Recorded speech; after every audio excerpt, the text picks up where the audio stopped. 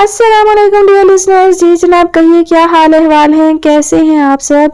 अरे यार बता दिया करो, जवाब तो दे दिया करो ना। सलाम का जवाब देते हो ना ही अपनी जो मैं आपकी खैर खैरियत पूछती हूँ उसके बारे में बताते हो। ये गलत बात है। मैं आपको दुआएं देती हूँ, आप मुझे बदले में दुआएं दे दिया करें। मैं आप पर सलामती भेजती हूँ, आप सलामती का जवाब दिया करें। मैं आपके लिए जो है आपकी खैर खैरियत पूछती हूँ, हाल अहवाल पूछती हूँ। आप मेरा मत पूछिए लेकिन अपना तो बता दिया करें ना। अब ऐसे तो अजीब लगता है कि मैं अकेली बोलती रहूं। हर बार आप सबसे मैं कहती हूँ कि वीडियो के जो शुरू के 3-4 मिनट होते हैं मेरी बात सुन लिया करें, उसका जवाब दे दिया करें।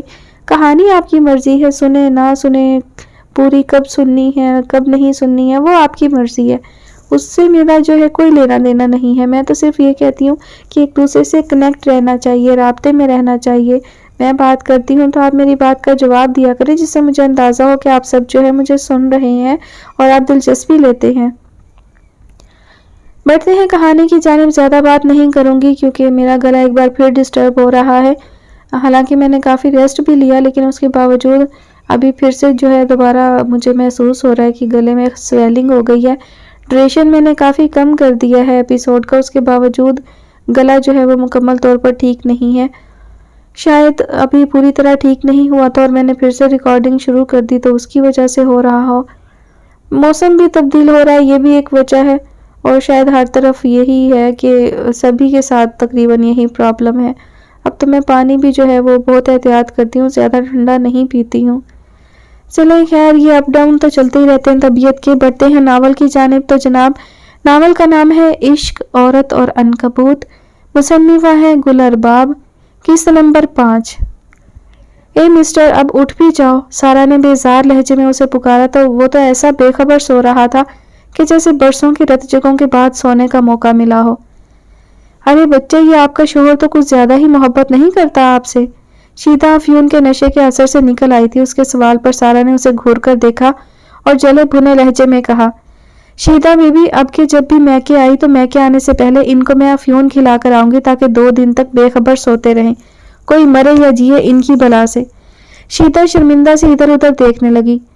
बहुत दर्द होता है बीबी, जिस्म में भी और रूह में भी। अंदर तो किसी को दिखाई नहीं देता ना। मेरा अंदर ऐसा नीलो नील है कि इस नशे के बगैर 2 दिन भी ये दर्द बर्दाश्त ना कर सकूं।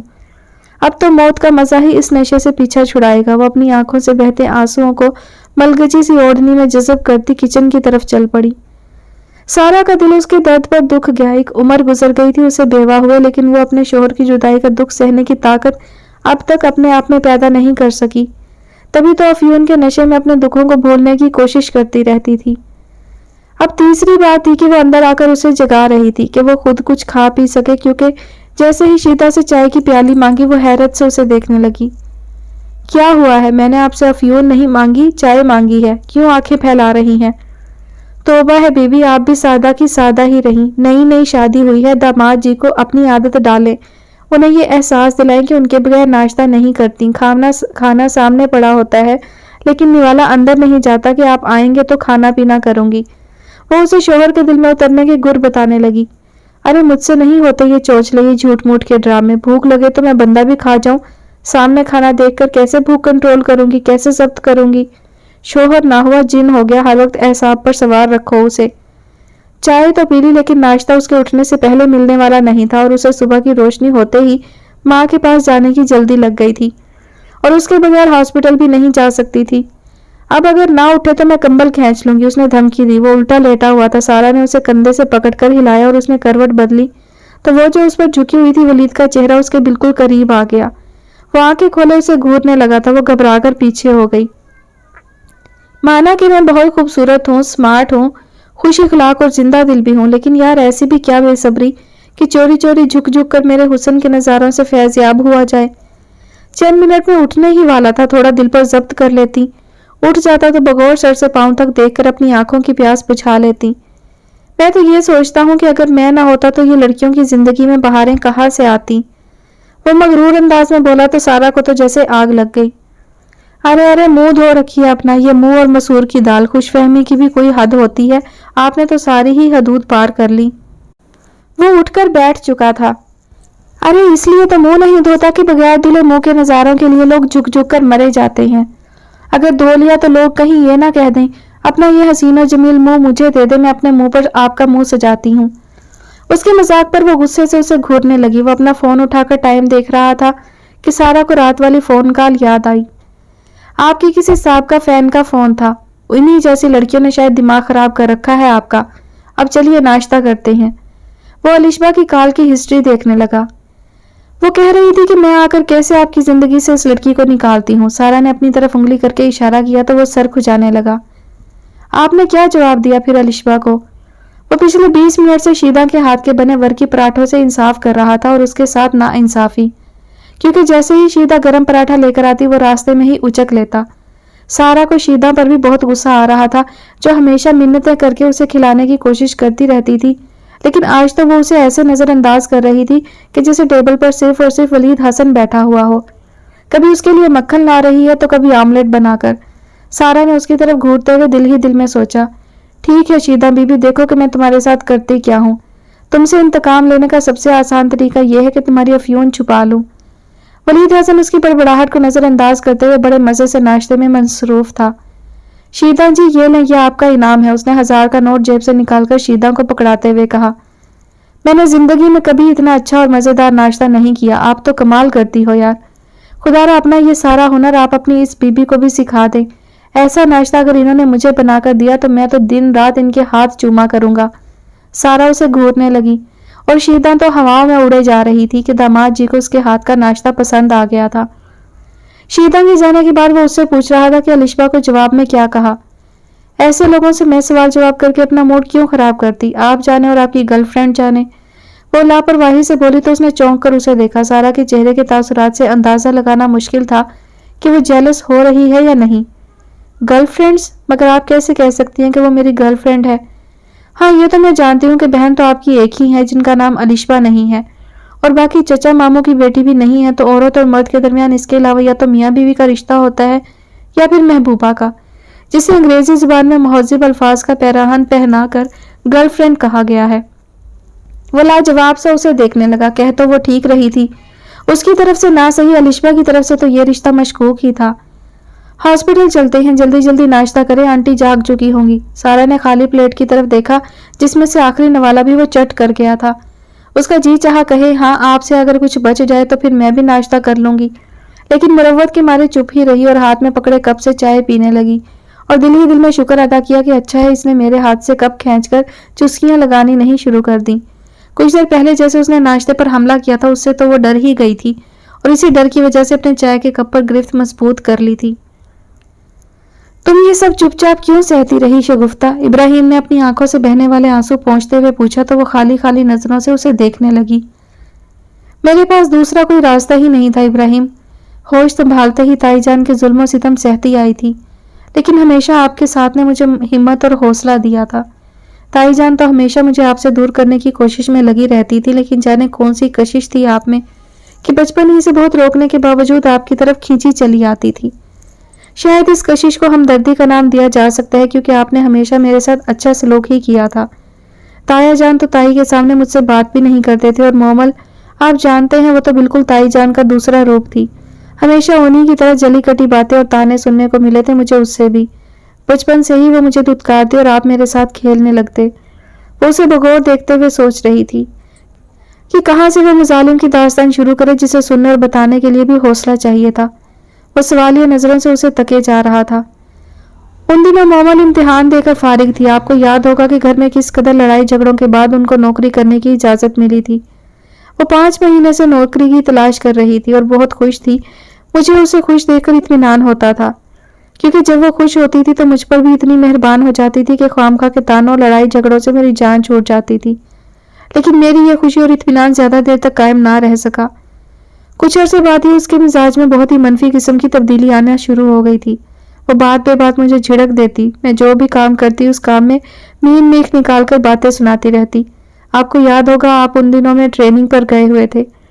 صبح سے لے کر شام تک کام کرتے کرتے میری حالت خراب ہو جاتی تھی، لیکن کوئی بھی مجھ سے خوش نظر نہیں آتا تھا۔ میں ان دنوں بہت پریشان تھی اور شدت سے آپ کی واپسی کی دعائیں کر رہی تھی۔ تایا جان کو ان دنوں ٹائیفائڈ ہوا تھا اور وہ مکمل بستر کے ہو کر رہ گئے تھے۔ वो बहुत कम अपने कमरे से बाहर निकलते थे। मैंने महसूस किया कि मोमल इन दिनों बहुत चुप और खोई खोई सी रहने लगी थी। मेरे साथ तो वो ज्यादा बात ही नहीं करती थी कि मैं उससे वजह पूछ सकूं, लेकिन मैंने ये भी महसूस किया कि ताई जान भी बेटी से कुछ उखड़ी उखड़ी सी रहने लगी हैं। उन दिनों आपकी बगावत और आपकी बगावत की वजह से होने वाली हमारी मंगनी को लेकर दोनों माँ बेटी बहुत ज्यादा गुस्से में थी। इसलिए मेरी भरपूर कोशिश ये होती थी कि कामकाज के अलावा जब तक आप घर ना आ जाए मैं कमरे से बाहर ना निकलूं। लेकिन आप तो ऐसे गए कि फोन पर भी ना पूछा कि शग्गो जिंदा भी हो कि मर गई हो। इब्राहिम को अपनी कोताही पर शर्मिंदगी हुई। उस दिन शदीद प्यास का एहसास हुआ तो मैं किचन में जाकर अपने लिए पानी ले रही थी कि मैंने सुना दोनों माँ बेटियां एक दूसरे से लड़ रही हैं। आप जानते हैं कि मुझे टोल लेने की आदत नहीं है, लेकिन उस दिन न जाने क्यों मैं उनकी बातें सुनने लगी थी। तूने हमें कहीं मुंह दिखाने के लायक नहीं छोड़ा, मैं ये तेरा गुनाह तेरे बाप भाई से कैसे छुपाऊंगी। हाय मोमल, काश तू पैदा होते ही मर जाती।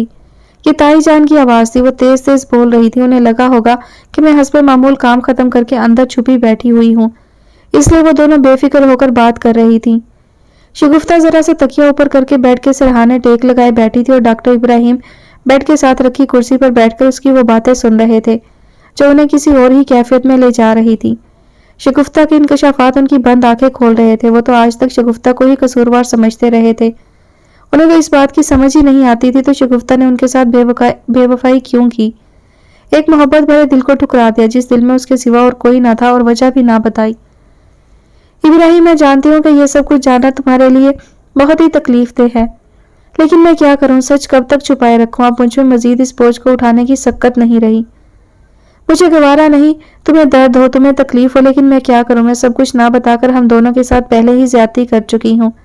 अब ताई जान की मौत की खबर ने मुझे मजबूर कर दिया है कि उन राजों पर से पर्दा उठा दूं, क्योंकि कुछ जिंदगी और कुछ इज्जतें बचाने वाली शगुफ्ता खुद को ना बचा सकी। जब मौत सामने खड़ी है मैं थोड़ी सी खुदगर्ज होकर सब आपके सामने रखना चाहती हूँ। कुछ हक तो मुझ पर मेरा भी है ना इब्राहिम। अब मरती हुई शगुफ्ता के बोझ तो कम करने का हक है ना। शगुफ्ता की आवाज नकाहत ज़दा थी। वो जरा सा बोलकर थक जाती थी, लेकिन वो चुप नहीं होना चाहती थी, सब कुछ कह देना चाह रही थी। खुदा के लिए अब तो चुप ना रहो। बरसों पहले जो तुमने मेरे साथ किया उसका जवाब मुझे हर सूरत में चाहिए, लेकिन तुम जब बिल्कुल ठीक हो जाओ तब बता देना। अपने दिमाग पर बोझ ना डालो। ये सब बहुत तकलीफ थे और तुम्हारी सेहत मजीद किसी तकलीफ का बोझ उठाने के काबिल नहीं रही। वो उसे समझा रहा था। बाहर बहुत तेज बारिश हो रही थी। आंधी के शदीद तरीन झोंके हॉस्पिटल की दीवारों से टकरा टकरा कर बैन कर रहे थे। कमरे की खिड़कियां होले होले बज रही थी। इब्राहिम ने उठकर पर्दे ठीक किए और दोबारा उसके पास बैठकर उसे मुंतजिर नजरों से देखने लगे। मेरी सारा को ऐसे मौसम से बहुत डर लगता है। अल्लाह का शुक्र है कि आज अगर उसे अपने अंदर समेटने के लिए उसके पास मेरी गोद नहीं तो उसके शोहर के मजबूत बाजू तो उसकी हिफाजत के लिए मौजूद है, उसकी हिम्मत बढ़ाने के लिए, उसे हौसला देने के लिए। उसके साथ वलीद हसन की मोहब्बत है, बिल्कुल खालिस मोहब्बत। वो सारा की तरफ से बहुत मुतमईन थी। शग्गो, तुम कुछ बता रही थी मोमल के बारे में, मेरी माँ के बारे में। वो अपने अंदर उठते सवालों को बहुत रोकने के बावजूद चुप ना रह सके। वो अभी तक उसी जुमले में उलझे हुए थे। तुमने हमें किसी को मुंह दिखाने के काबिल नहीं छोड़ा मोमल। वो सोच रहे थे और अंदर ही अंदर फैली बेचैनी का सर कुचलने की भरपूर कोशिश भी कर रहे थे, जो उकसा रही थी कि शगुफ्ता से जल्द अज जल्द सब कुछ मालूम करे। जबकि उसकी सेहत की तरफ देखते हुए बहैसियत एक डॉक्टर के वो जानता था कि उसे आराम की जरूरत है। वो दोबारा बात वहीं से शुरू करते हुए बोली, ताई की मलामत के जवाब में मोमल ने अपनी सफाई पेश करनी चाहिए। आप ऐसा ना कहें प्लीज, मुझसे गलती हो गई, लेकिन ये गुनाह का कड़वा फल नहीं है, बल्कि ये तो हलाल रिश्ते का वो बंधन है जो इस रिश्ते को मजबूत करता है, आपस में बांधे रखता है। मोमल की कदरे बुझी बुझी आवाज सुनकर ही अंदाजा लगाया जा सकता था कि वो बहुत परेशान है। फितरी बात है कि मुझे ये सब जानने की टोह लग गई थी कि असल मसला क्या है। तुम इतनी दिलेर कैसे हो गई थी मोमल कि अपने लिए बर भी पसंद कर लिया और बिना किसी को बताए इतना बड़ा फैसला कर लिया तुमने? ये भी ना सोचा कि इसका अंजाम कितना खतरनाक हो सकता है। ऐसे फैसलों का अंजाम जिल्लत और रुसवाई के सिवा कुछ होता है? ताई जान की फरियादें कमरे के दरो दीवार से टकराकर मेरी समातों में उतरने लगी थी। हमने निकाह किया था माँ, यह कोई गुनाह नहीं है। मोमल की बात सुनकर मेरे पांव तले से जमीन सरकने लगी थी। शगुफ्ता ने इब्राहिम की तरफ देखकर अंदाजा लगाने की कोशिश की, लेकिन उसके चेहरे पर फैले शदीद किस्म के सदमे की कैफियत से भरपूर तासुरात उससे देखे ना गए।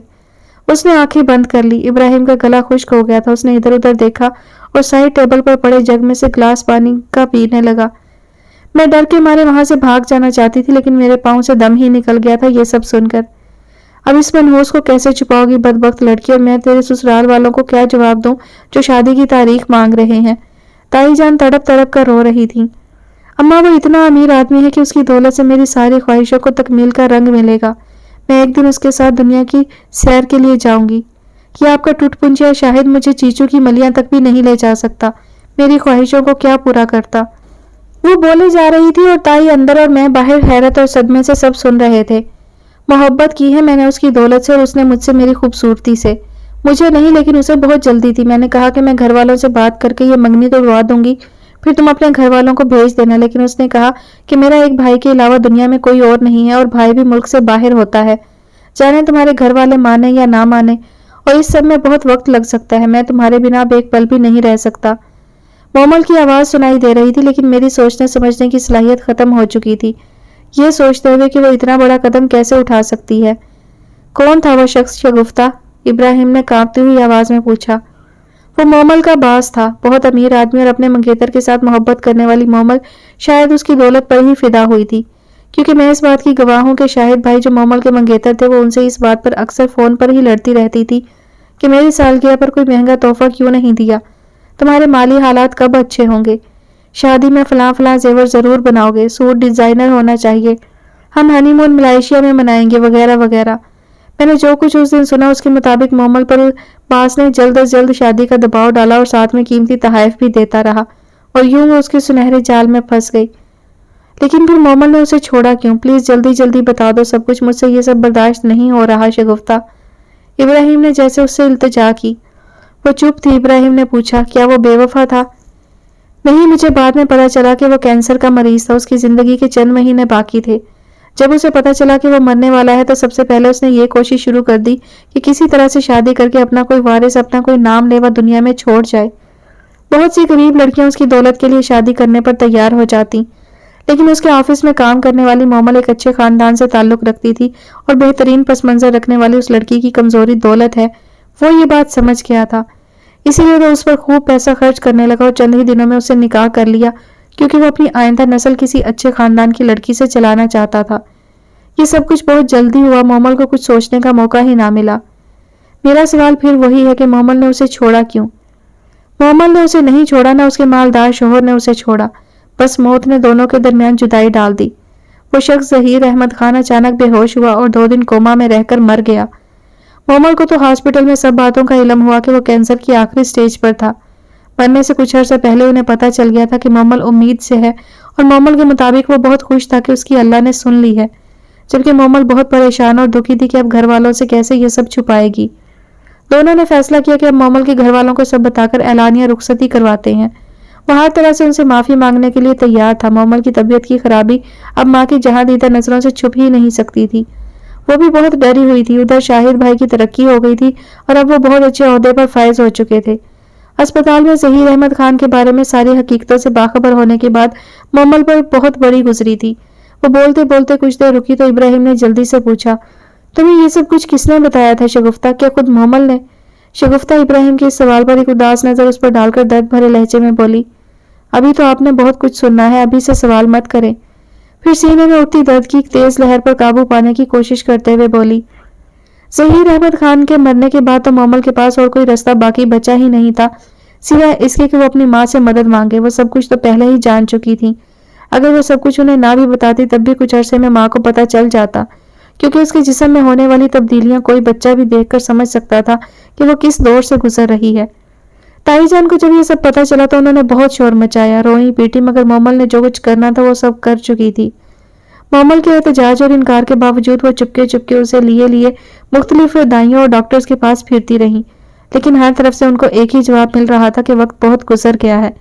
अब बच्चा तो जाया हो सकता है, लेकिन इसमें माँ की जिंदगी को बहुत खतरा है। उन दिनों मेरी तो शामत आई हुई थी, बात पे बात ताई जान मुझे बेइज्जत कर देती थी। माँ और बेटी दोनों अपना सारा गुस्सा मेरे ऊपर निकालती थी। मोमल कुछ तो तबीयत की खराबी की वजह से और कुछ इतनी जल्दी प्रेग्नेंट होने की वजह से बहुत चिड़चिड़ी हो गई थी। उसके लिए अब इस बच्चे को दुनिया से छुपाना एक मसला बन गया था। वो मुझे कभी थप्पड़ मार देती, कभी धक्का देकर गिरा देती। आप भी तो मुझसे बहुत दूर थे। मैं अकेली रोती और तड़पती रहती थी। तन्हाई के उन लम्हों में मुझे तसल्ली देने वाला कोई नहीं होता था। ایک دن تو حد ہی ہو گئی تھی، تائی جان کچن میں کھڑی تھی، میرے سر میں بہت درد ہو رہا تھا۔ میں نے درد کی گولی کھا کر کچھ دیر آرام کر لیا تھا، جس کا غصہ مومل اور تائی جان دونوں کو بہت تھا۔ عصر کا وقت تھا، اس میں سارے گھر کے لیے چائے بنا کر ان کے کمروں میں دے کر آتی تھی، لیکن اس دن آرام کرنے کی وجہ سے میں کچھ لیٹ ہو گئی تھی، اس لیے تائی جان چائے بنانے کے لیے خود کچن میں کھڑی ہو گئی تھی۔ میں نے انہیں کچن میں کھڑے دیکھا تو دل ہی دل میں سہم سی گئی تھی، کیونکہ مجھے پتا تھا کہ اب میرا حال بہت برا ہونے والا ہے، لیکن پھر بھی مجھے اتنا اندازہ نہیں تھا کہ وہ اس قدر غصے میں ہوں گی۔ انہوں نے ساس پین میں چائے کے لیے پانی رکھا ہوا تھا ابالنے کے لیے۔ میں نے ڈرتے ڈرتے ان سے کہا، تائی جان آپ نے کیوں تکلیف کی؟ میں آ کر چائے بناتی تھی، بس آنکھ لگ گئی تھی۔ میرا یہ کہنا ہی غضب ہو گیا تھا۔ انہوں نے ابلے ہوئے پانی کا ساس پین اٹھایا اور پیچھے مڑ کر ایک پل کے لیے میری طرف غضبناک نظروں سے دیکھا۔ میں جو ان کی نظروں کی تپش سے گھبرا گئی تھی، مجھے معلوم نہیں تھا کہ کچھ دیر میں اس سے کہیں زیادہ تکلیف سہنے والی ہوں، اندر کی طرح باہر سے بھی جلنے والی ہوں۔ انہوں نے آؤ دیکھا نہ تاؤ اور اپنے اندر کی آگ سے بے قابو ہو کر کھولتا ہوا پانی میرے اوپر گرا دیا۔ میں پل بھر میں تڑپنے لگی۔ یہ دیکھیں، اس نے آستین اوپر کر کے اپنا بازو اس کے آگے کیا۔ جلنے کے نشان اب بھی واضح نظر آ رہے تھے، اس کی آنکھوں میں آنسو تھے۔ کلائی پر جلنے کے نشان دیکھ کر ابراہیم کا دل جیسے کسی نے مٹھی میں لے کر مروڑ دیا تھا۔ اس نے تڑپ کر شگفتہ کی طرف دیکھا۔ مجھے یہ تو پتا تھا کہ وہ تم سے بہت نفرت کرتی ہیں، لیکن اس حد تک نفرت کرتی ہوں گی یہ میرا وہم و گمان میں بھی نہیں تھا۔ وہ اس کی زرد پڑتی رنگت دیکھ کر مزید دکھی لہجے میں بولے۔ اس کے نیلے ہونٹوں سے بے اختیار ایک درد میں ڈوبی سسکی نکلی اور سیدھا ابراہیم کے دل پر وار کر دیا۔ وہ اپنا سینہ مسلتے ہوئے اٹھے اور شگفتہ کی گردن اونچی کر کے اس کے پیچھے سے ایک تکیہ ہٹا لیا اور اسے آرام دہ پوزیشن میں لٹا دیا۔ اس وقت وہ ایک مسیحا تھے جو اپنی مریضہ کے چہرے پر پھیلی درد کی اذیت کو محسوس کر رہے تھے۔ تم آرام سے سو جاؤ پلیز، رات بس گزر ہی گئی ہے، کچھ ہی دیر میں صبح ہونے والی ہے۔ صبح کی روشنی سے اچھی امید رکھو، چھوڑ دو ان تکلیف دہ باتوں کو، بس یہ سوچو کہ صبح ہوتے ہی سارا اور ولید تمہارے پاس آ جائیں گے۔ وہ باوجود شدید ترین خواہش کے جلد از جلد سب گزرے حالات معلوم کرنے کے خواہش مند تھے، پھر بھی ان کی صحت کو دیکھتے ہوئے بات کرنے سے منع کر رہے تھے۔ وہ سیدھی لیٹی لمبے لمبے سانس لے رہی تھی۔ جانے زندگی اجازت دے نہ دے ابراہیم، یہ نہ ہو کہ میں یہ سارے راز اپنے سینے میں چھپا کر موت کی آغوش میں سو جاؤں۔ بہت ضروری ہے تمہارا یہ سب جاننا۔ میں تمہیں اپنے زخم دکھا کر یہ کہنا چاہ رہی ہوں کہ دیکھ لو، میں نے صرف تمہارے لیے یہ سارے ستم سہے ہیں، اپنی پوری عمر تمہیں دے دی ہے۔ وہ نیم بے ہوشی والی کیفیت میں تھی، آنکھیں بند کیے وہ سب سوچ رہی تھی جو آج تک کسی کو نہ بتا سکی۔ اچھا، انشاءاللہ تعالیٰ کل تمہاری ساری باتیں سنوں گا۔ اب یہ تکلیف دہ قصہ ختم کر دو، اس سے تمہیں بہت تکلیف ہو رہی ہے، اور اس وقت جو تمہاری حالت ہے وہ ایسی نہیں کہ تم مزید کوئی تکلیف سہ سکو۔ اچھا سنو ابراہیم، بولو کیا کہنا چاہتی ہو؟ وہ ہمہ تن گوش ہوئے۔ میری زندگی پر ایک کہانی لکھنا میرے جانے کے بعد، جب ساری کہانی سن لو تب سب سچ سچ لکھنا، پوری ایک کتاب بن جائے گی۔ لیکن پھر یہ سوچتی ہوں کہ اتنا دکھ کون پڑھے گا؟ بھلا کوئی خرید کر دکھ کبھی پڑھتا ہے؟ ہاں، دکھ تو بانٹنے پڑتے ہیں، تم بھی یہ کتاب بانٹ دینا، ویسے بھی تمہیں دوسروں کے دکھ بانٹنے کی عادت ہے نا۔ وہ کچھ عجیب بہکی بہکی باتیں کر رہی تھی۔ ابراہیم نے اسے بولنے دیا کہ ذہن بٹ جائے۔ اچھا سنو نا، میں تو بغور سب سن رہا ہوں، تم بولتی رہو، لیکن اچھی اچھی باتیں سنوں گا، دکھی باتیں ختم، اوکے؟ تم نے پوچھا نہیں کہ میری زندگی کی کتاب کا عنوان کیا ہوگا؟ تم بتاؤ نا، زندگی تمہاری، کہانی تمہاری، تو عنوان بھی تم رکھو گی نا۔ وہ بوجھل بلکہ بمشکل اٹھا کر اسے دیکھتی رہی۔ زندگی میری نہیں ہے، کہانی بھی میری نہیں ہے، ہاں عنوان میں رکھوں گی، عشق، عورت اور عنکبوت۔ ارے عنوان تو بہت اچھا ہے، لیکن ایک بات تو بتاؤ۔ ہاں پوچھو۔ یہ عشق اور عورت کی تو سمجھ آتی ہے، لیکن یہ عنکبوت کیا بلا ہے؟ وہ الجھے ہوئے انداز میں پوچھ رہا تھا۔ پہلے تو وہ اس سوال پر مدی مدی آنکھوں سے مسکرائی، پھر دھیمے سے استہزائیہ لہجے میں بولی، ارے اتنا بڑا دعویٰ کر رہے ہو، تمہیں عشق اور عورت کی سمجھ آ گئی؟ عشق تو فنا کے بعد سمجھ آتا ہے، اور عورت، اسے سمجھنے کے لیے تو عورت میں ڈھلنا پڑتا ہے، خود سے نکل کر اس میں بسنا پڑتا ہے۔ جب تک مرد صرف مرد رہتا ہے تب تک عورت اسے فقط ایک ضرورت لگتی ہے، لیکن جب وہ عورت میں بس جائے تو اسے اس کی سمجھ آتی ہے۔ کسی بھی مقام پر رہنے والے ہی وہاں کے حقیقی موسموں اور دیگر چیزوں سے واقفیت رکھتے ہیں۔ عورت کو سمجھنے کے لیے اس میں رہنا پڑتا ہے، اس سے عشق کرنا پڑتا ہے، اور عشق کو سمجھنے کے لیے فنا ہونا پڑتا ہے۔ تم مرد ہو کر عشق اور عورت کو سمجھنے کا دعویٰ کر رہے ہو، کبھی دیکھا ہے فلموں اور ڈراموں کے علاوہ حقیقی زندگی میں کسی مرد کو ایک عورت کے عشق میں فنا ہوتے؟ نہیں نا۔ یہ جو خبر بن کر کسی اخبار کی زینت بنتے ہیں نا، وہ تو عورت کو پانے کے لیے جان دیتے ہیں۔ رشتے سے انکار پر نوجوان نے خودکشی کر لی، صاحب کا بیوی کو دوسرے شوہر کے ساتھ قتل کر کے گرفتاری دے دی۔ لڑکی نے شادی سے انکار کیا تو خنجر گھونپ کر مار دیا۔ لڑکی کسی اور کی ڈولی میں بیٹھی تو لڑکے نے زہر کھا لیا۔ یہ سب تو ضد، انا اور خواہشات کا کھیل ہے۔ اسے عشق کہہ کر عشق کو بدنام نہ کرنا۔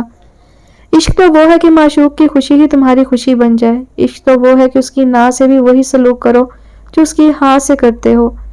عشق تو یہ ہے کہ معشوق کے محبوب کو بھی اپنا محبوب بنائے رکھو، اپنی میں کو ختم کر دو۔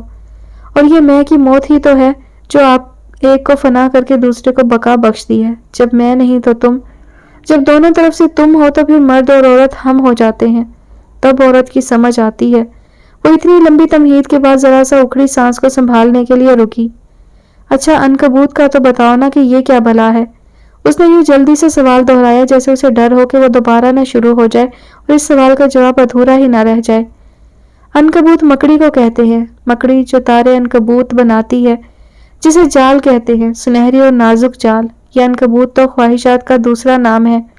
خواہشوں کی مکڑی دکھ کا جال بناتی ہے جو بظاہر بہت دل فریب لگتا ہے، اور عشق کی ماری عورت کو خواہش بن کر دکھ کے اس جال میں گھیر لیتی ہے۔ اس وقت تک گھیرے رکھتی ہے جب تک کہ اس میں جان باقی رہتی ہے۔ عورت کی خواہش مرد فقط اس کا رہے۔ عشق میں توحید کی خواہش تو لازم ہے۔ یہ خواہشات کے عنکبوت کی پہلی بنت ہے۔ عورت عشق میں خود کو مٹاتی ہے اور پھر مرد سے بھی یہی امید لگا بیٹھتی ہے۔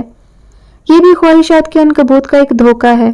ایسے ہی ایک جال بنتا جاتا ہے جس میں ایک بار پھنس جائے تو عورت پھر نکل نہیں سکتی۔ دکھوں کے جال سے کسی عورت کو میں نے تو آج تک نکلتے نہیں دیکھا۔ اس جال میں عورت کو سسکتے بلکتے قطرہ قطرہ موت کا زہر پی کر مرتے ہی دیکھا ہے۔ تم کہو کہ یہ شاپنگ مالز میں، گھروں، تفریح گاہوں میں جو سجی سنوری ہستی کھلکھلاتی عورتیں کہکہے لگاتی نظر آتی ہیں، کیا یہ سب زندہ ہے؟ تو میرا جواب یہ ہے کہ سانس لینے کا نام ہی زندگی ہے کیا؟ اور کیا قبر میں دفنا دینا ہی موت ہے؟ کچھ مرے ہوں کو قبریں نہیں ملتی اور کچھ سانس لینے والوں کو زندگی نہیں ملتی۔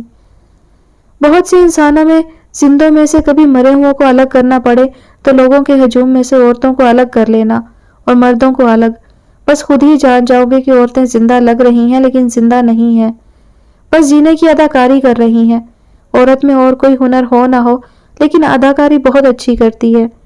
اب دیکھو نا، دنیا کے بڑے بڑے اداکار ایسا نہیں کر سکتے کہ مرے ہوئے ہوں لیکن زندہ نظر آنے کی اداکاری کریں۔ بڑی مشکل بات ہے یہ۔ وہ آخری الفاظ غنودگی میں بول کر گہری نیند میں کھو چکی تھی۔ ابراہیم نے شکر کیا کہ وہ سو گئی ہے۔ وہ آہستگی سے اس کے پاؤں پر کمبل ٹھیک کر کے باہر نکل آئے۔ صبح کی ہلکی سی روشنی میں ہر منظر واضح نظر آنے لگا تھا۔ بہت سی چیزوں کی انہیں اب سمجھ آ رہی تھی۔ وہ اپنے آپ سے گلہ مند تھے کہ ماں بہن کی ہر بات کا اعتبار کیسے کر لیا تھا۔ ان کا دم سینے میں گھٹنے لگا تھا۔ وہ باہر لان میں تازہ ہوا لینے نکل آئے۔ ارے خدا بیڑا غرق کرے اس چڑیل کا، میرے شہزادے بیٹے سے شادی نہیں کرنا چاہتی، صاف انکار کر گئی ہے۔ اماں کی آواز اس کے سر میں درد کر رہی تھی۔ یہ نہیں ہو سکتا، وہ تو میرے علاوہ کسی کے بارے میں سوچ بھی نہیں سکتی۔ وہ تو ابراہیم سے شروع ہو کر ابراہیم پر ہی رک جاتی ہے۔ وہ تو میرے علاوہ کسی کو دیکھتی تک نہیں۔ وہ پل بھر میں یہ سب سوچ چکا تھا۔ ارے تیرے پاس کیا ہے، ایک ڈاکٹری کی ڈگری ہی تو ہے نا۔ وہ لالچی ماں کی ہوس پرست بیٹی ہے، اسے نام کی ہوس ہے، 4 برتن دھو کر تمہارے سامنے ایکٹنگ شروع کر دیتی ہے اور نام بناتی ہے کہ ہائے بیچاری سارے کام کرتی ہے۔ مظلوم دکھنے کے لیے منہ پر لعنت لیے رونی سی شکل لوگوں کو دکھلاتی پھرتی ہے۔ پیسے کی ہوس ایسی کہ جو ملتا ہے اپنی گٹھڑی میں ڈال لیتی ہے۔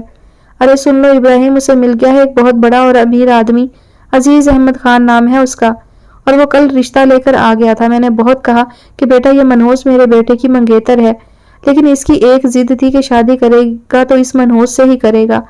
میں نے اسے یہ بھی بتایا ہے کہ اس منحوس ماری کی ماں نے بھی کئی زندگیاں برباد کی ہیں، اور جب سے یہ ہماری زندگی میں آئی ہے ہم ماں بیٹے کے درمیان بھی اس نے بہت سی غلط فہمیاں پیدا کی ہوئی ہیں۔ وہ سن رہا تھا لیکن اس کا دل نہ تڑپ رہا تھا نہ رو رہا تھا، کیونکہ اسے پورا یقین تھا کہ شگفتہ نے کچھ بھی ایسا نہیں کیا ہوگا۔ اسے خود سے بھی زیادہ اس پر بھروسہ تھا۔ وہ کیسے مان لیتا کہ وہ بدل گئی ہے۔ ایک خصوصی کورس کے لیے اسے کچھ عرصے کے لیے ملک سے باہر جانا پڑا تھا اور واپسی پر اسے یہ سب بتایا جا رہا تھا۔ وہ اگر شک کرتا تو اس کا دم ہی نکل جاتا شگوں کے بدل جانے پر، لیکن اسے تو پورا بھروسہ تھا اس لڑکی پر جس نے پیدا ہوتے ہی اس کے دل میں اپنی جگہ بنا لی تھی۔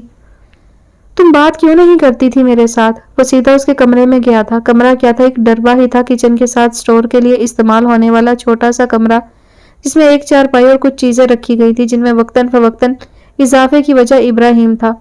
وہ اس کی تنہائی کے ساتھ ایک چھوٹی سی ٹی وی اس کے لیے لایا تھا، پھر اس کے اچھے نمبر سے پاس ہونے پر چھوٹا سا لیپ ٹاپ اسے گفٹ کیا تھا، جس کو لے کر ماں نے گھر میں بہت بڑا فساد ڈالا تھا، اور جب تک اس نے انہیں ان کے پسندیدہ سونے کے ٹاپس نہیں لا دیے تھے وہ پرسکون نہیں ہوئی تھی۔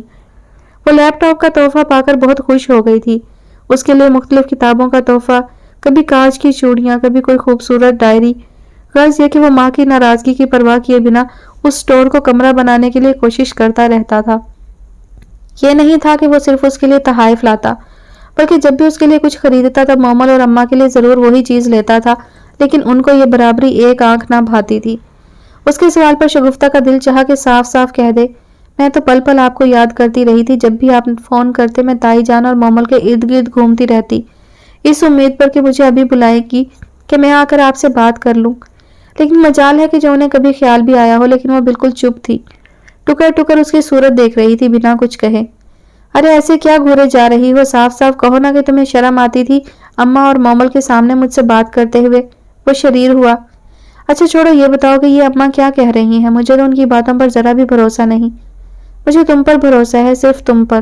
بس یہ بتا دو کہ یہ عزیز خان ہے کون جس کی اماں بات کر رہی تھی؟ ابراہیم کی آنکھوں میں نہ شک تھا نہ بے یقینی، لیکن اگلے ہی لمحے شگفتہ کا جواب سن کر ابراہیم کو یوں لگا کہ جیسے مکان کی چھت اس کے سر پر آ گری ہو۔ عزیز خان میرا منگیتر بھی ہے، اور وہ ایک لمحے کے لیے رکی اور اس کی آنکھوں میں آنکھیں ڈال کر دوبارہ بولی، اور ہم ایک دوسرے سے محبت بھی کرتے ہیں۔ ابراہیم نے بمشکل اپنے چکراتے سر کو ہاتھوں سے پکڑ کر خود کو سنبھالا اور دیوار سے ٹیک لگا کر کھڑا رہا۔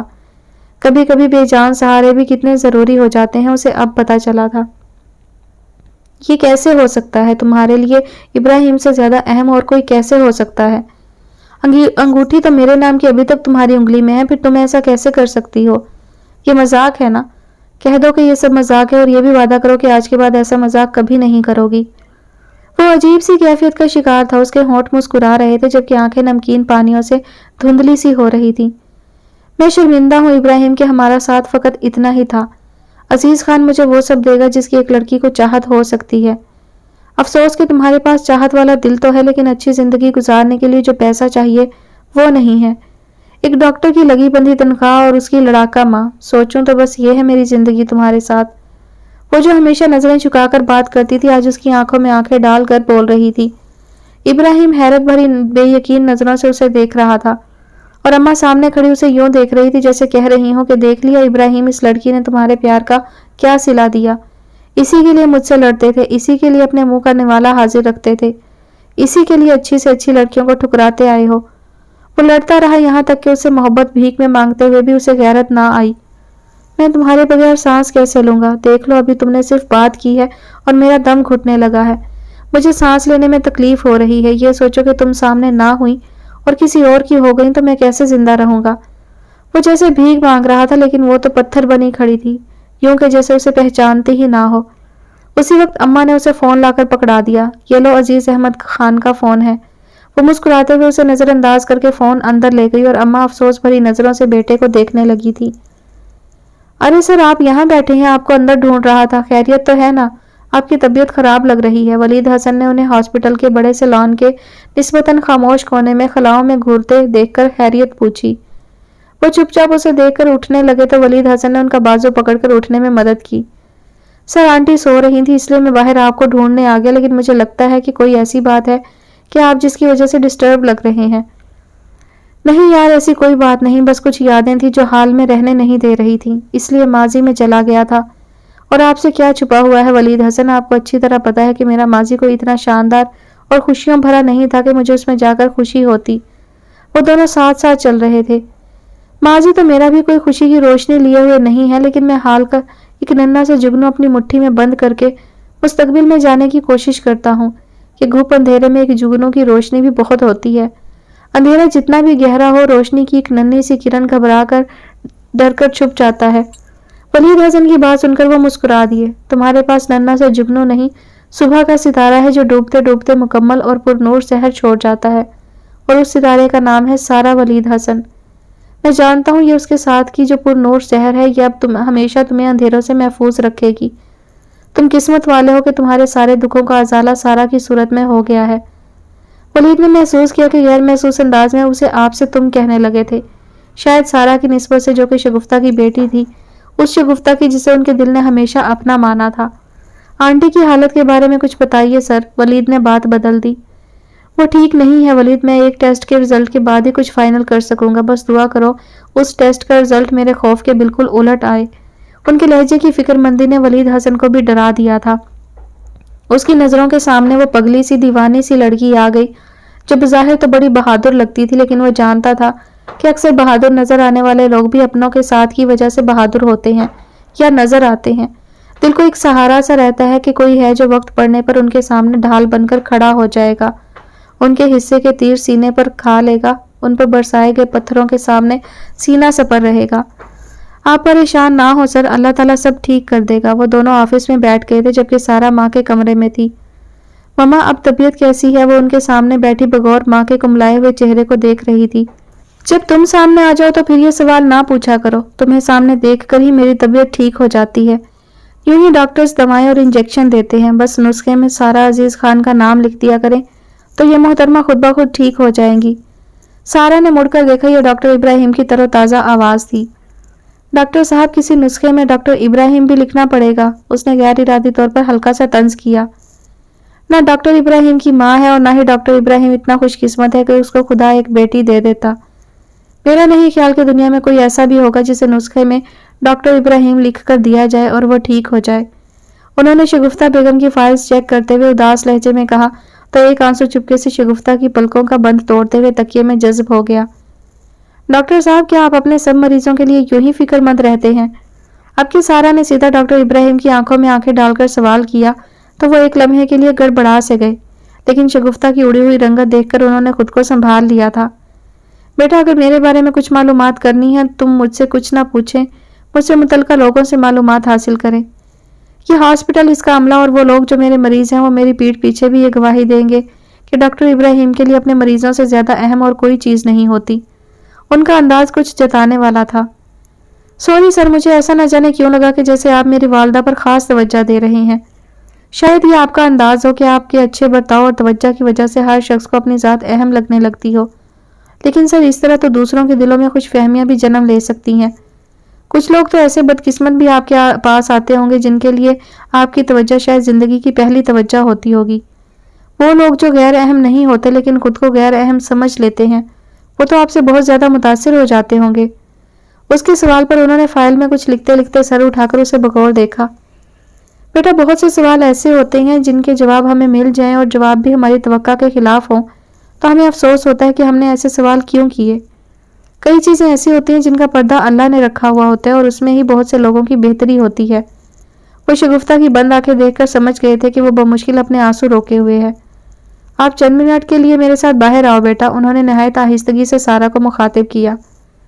بیٹا اپنی والدہ کی زندگی اور صحت کے لیے بہت سی دعائیں کریں، ان کی حالت کچھ زیادہ اچھی نہیں ہے اور ان کو آپ سب کی دعاؤں کی بہت ضرورت ہے۔ وہ کس دل سے سارا کے ساتھ یہ بات کر رہے تھے یہ ان کو پتا تھا یا ان کے خدا کو، لیکن جو حقیقت تھی وہ تو وہ چھپا نہیں سکتے تھے۔ میری تو آتی جاتی ہر سانس ماں کے لیے دعا گو ہے، میرے دل کی ہر دھڑکن ان کی زندگی کے لیے ورد کر رہی ہے، تسبیح پڑھ رہی ہے۔ بات کرتے ہوئے سارا کی آنکھوں میں آنسو آ گئے۔ ڈاکٹر ابراہیم نے آگے بڑھ کر سارا کے سر پر ہاتھ رکھا اور اسے تسلی دینے لگے۔ میرا ایمان ہے کہ دعائیں تقدیریں بدل دیتی ہے اور اگر دعائیں مانگنے والے ہاتھ ایک بیٹی کے ہوں پھر تو اللہ تعالیٰ ان دعاؤں کو کبھی بھی رائے گا نہیں جانے دیتا۔ ان کا مشفقانہ انداز سارا کے دل میں چھپی کدورتیں مٹا رہا تھا۔ سارا کو لگا اگر کچھ دیر اور وہ ان کے ساتھ اسی طرح بات کرتے رہے تو اس کا دل ان کی طرف سے بالکل صاف ہو جائے گا۔ وہ سارا دن اس نے ماں کے ساتھ گزارا اور شام ہوتے ہی شگفتہ نے اس سے اور ولید سے درخواست کی کہ تم لوگ اب گھر چلے جاؤ۔ سارا ان کے پاس ہی رہنا چاہتی تھی، اس نے بہت ضد کی لیکن ان کے اصرار پر بادل ناخواستہ ولید کے ساتھ گھر چلی گئی۔ ولید نے مکمل یقین دہانی کرا دی تھی کہ ان کا خیال بہت اچھی طرح رکھا جا رہا ہے۔ شگفتہ نے بھی بیٹی کو یقین دلایا کہ وہ پہلے سے بہت بہتر محسوس کر رہی ہیں۔ شگفتہ کی خواہش تھی کہ وہ آج رات ولید کو ساری تفصیل بتا کر اپنے دل کا بوجھ ہلکا کر لے اور سارا کی موجودگی میں یہ سب ناممکن تھا۔ دوسرا وہ ولید اور سارا کو قربت کا موقع بھی دینا چاہتی تھی۔ وہ دونوں گیٹ سے اندر داخل ہوئے تو ایک گاڑی کھڑی ہوئی تھی جسے دیکھ کر ولید حیران ہوا۔ آپ نے اس گاڑی کو دیکھ کر بے وقوفوں کی طرح منہ کیوں کھول لیا ہے؟ وہ بھی اپنے نام کی ایک ہی تھی، اس کی کیفیت نوٹ کر چکی تھی۔ یہ میری دوست علیشبہ علی خان کی گاڑی ہے، اس کی وطن واپسی میں بھی چند دن باقی تھے۔ شاید وہ سرپرائز دینے کے لیے جلدی آ گئی ہے یا مجھے اس نے غلط تاریخ بتائی تھی۔ وہ غیر ارادی طور پر ولید حسن کے انداز میں خوشی یا مسرت ڈھونڈنے لگی۔ وہ تو وہی گرل فرینڈ ہے آپ کی، وہ لاپرواہی سے بولی۔ کیوں؟ جلن ہو رہی ہے، وہ اسے دیکھ کر پوچھ رہا تھا۔ ارے منہ دھو رکھو، یہ منہ اور مسور کی دال۔ میں ایسی گئی گزری نہیں ہوں کہ ایک معمولی لڑکی سے جلنے لگوں، مجھے جلانے کے لیے تو ابھی تک کوئی مائی کی لال پیدا ہی نہیں ہوئی۔ اس کے غلط جملے نے اسے ہنسنے پر مجبور کر دیا تھا۔ معمولی سی لڑکی؟ ارے ابھی آپ نے اس لڑکی کو دیکھا ہی کہاں ہے، اس کو اگر ایک نظر دیکھ لیا پھر اندازہ ہوگا کہ وہ اس قابل ہے یا نہیں کہ اس کے ساتھ جلن محسوس ہو۔ توبہ ہے یار، یہ بہنیں بھی نہ کتنی جھوٹی ہوتی ہیں۔ آپا نے کہا تھا کہ شادی کے بعد تمہاری زندگی سنور جائے گی۔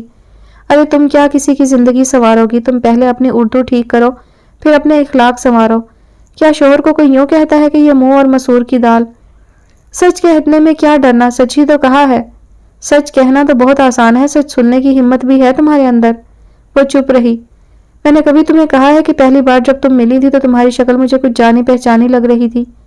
ہاں تو اس میں نہ کہنے کی یا چھپانے کی کیا بات ہے؟ انڈین فلمیں تو ہر پاکستانی کی طرح آپ بھی دیکھتے ہوں گے، لیکن آپ میں شاید اتنا ضعف نہیں ہے کہ سچی تعریف کرتے ہوئے مجھے یہ کہہ سکیں کہ مس سارہ عزیز خان آپ کی شکل کرینہ کپور سے ملتی ہے۔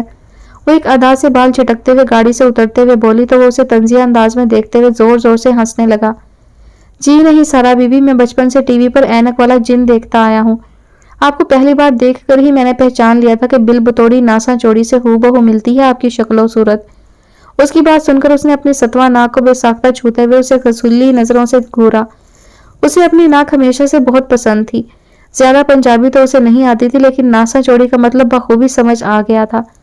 اب اس کی نظر ولید حسن کے قدرے نمایاں کانوں پر پڑی، جو لمبے تو نہ تھے لیکن نارمل بھی نہیں لگ رہے تھے، بلکہ ذرا سے نارمل سے زیادہ تھے۔ اس سے پہلے کہ وہ جوابی وار اس کے کانوں پر کر کے اپنی پیاری سی ناک کا بدلہ لیتی، اندر سے مسکراتی ہوئی ایک انتہائی خوبصورت ساحرہ نمودار ہوئی، اور اس کا ملکوتی حسن دیکھ کر تو پل بھر کے لیے سارا بھی مبہوت سی اسے دیکھے گئی۔ نکھرے نکھرے چہرے پر زلفوں کی ریشمی لٹیں ہلکی ہلکی ہوا سے اڑی جا رہی تھی۔ اس نے سفید سوتی غرارے کے ساتھ آتشی گلابی پھولوں والا گھٹنوں سے قدرے اوپر کرتا پہن رکھا تھا، جس کے ساتھ سفید کلف لگا گلابی بارڈر والا بڑا سا دوپٹہ کندھوں پر پھیلایا ہوا تھا۔ اس کے گلابی گال کرتے کے پھولوں کے ہمرنگ نظر آ رہے تھے۔ گالوں کے ہی ہمرنگ لپسٹک نے اس کے تر و تازہ روپ کو مزید نکھار بخش دیا تھا۔ دونوں ایک دوسرے کو سر سے پاؤں تک بغور دیکھ رہی تھی۔ سارا کی آنکھوں میں لاپرواہی تھی، لیکن علیشہ علی خان کی آنکھیں بتا رہی تھی کہ اسے پرواہ ہے، اور وہ رقیب سمجھ کر جانچتی ہوئی سی نظر سے اس کا جائزہ لینے میں مصروف تھی۔ میں اب دونوں خواتین کے درمیان خود کو الو محسوس کر رہا ہوں، وہ باری باری دونوں کے چہرے دیکھ کر شریر لہجے میں بولا۔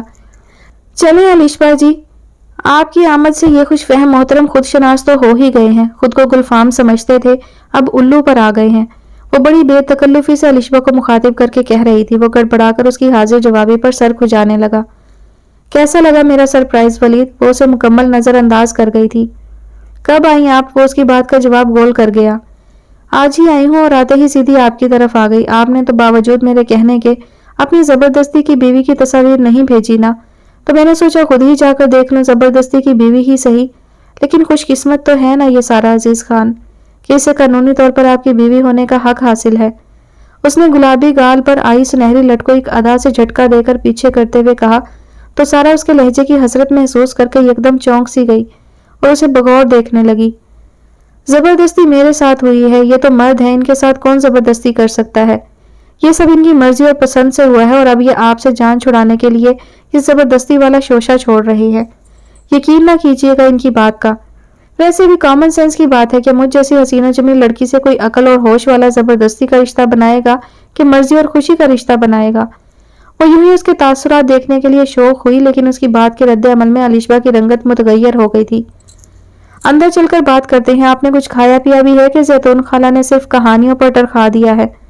وہ اس کی بات نظر انداز کرتے ہوئے اس کے ساتھ اندر جانے لگا تو سارا پیچھے رہ گئی تھی۔ اسے اپنے آپ یکدم بہت بے مایا سا لگنے لگا تھا۔ وہ باہر ہی برآمدے میں رکھی کرسی پر بیٹھ گئی۔ وہ اچھی طرح جانتی تھی کہ ولید حسن کبھی بھی مڑ کر پیچھے نہیں دیکھے گا، نہ یہ سوچے گا کہ اس کی نام نہاد بیوی پیچھے آ رہی ہے یا نہیں، اور ایسا ہی ہوا۔ وہ دونوں ساتھ ساتھ چلتے ہوئے اندر چلے گئے تھے، اور سارا عزیز خان بالکل اکیلی باہر بیٹھی لان میں لگے سورج مکھی کے پھولوں کو دیکھ رہی تھی، جن کی اپنی کوئی سمت نہیں ہوتی، سورج کے ساتھ ساتھ وہ رخ بدلتے رہتے ہیں۔ وہ سوچنے لگی، کہ میری بھی کوئی ایک سمت کا کوئی ایک رخ کبھی نہیں ہوگا؟ میں اس نام نہاد رشتے کے تعاقب میں چلتی رہوں گی؟ کیا ضروری ہے کہ میں خود کو پھول بنا کر سمتیں بدلوں؟ میں تو خود کو سورج سمجھ کر اپنی جگہ قائم رہوں گی، وہ یا کوئی اور سورج مکھی بنتا ہے تو بنتا رہے۔ لیکن سارا عزیز خان، اس نے خود کو مخاطب کیا، سورج بننا بھی تو آسان نہیں ہے، بہت جلنا پڑتا ہے سورج کو، اور تم میں اتنی ہمت نہیں کہ خود اپنی تپش میں جلتی رہو۔ لیکن سورج شام کو ڈوب بھی تو جاتا ہے، وہ کب قائم رہتا ہے؟ اس کے اندر سے ایک آواز آئی تو اس نے آسمان کی طرف دیکھا جہاں سورج کا وجود نہیں تھا۔ یہ تو نظروں کا دھوکہ ہے، اگر ادھر سورج نظر نہیں آ رہا تو کہیں اور پوری آب و تاب سے چمک رہا ہوگا۔ یہ تو قائم رہے گا روز قیامت تک، یہ اللہ کا وعدہ ہے۔